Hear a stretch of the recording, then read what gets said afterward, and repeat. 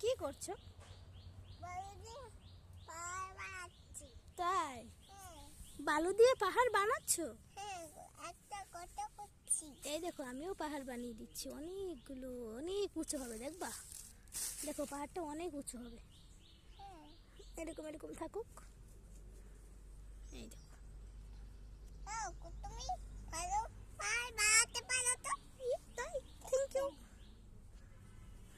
দেখো আমারটা আছে, আমি সব এরকম দিতে থাকো। হ্যাঁ, এটা কত বড় পাহাড় হবে?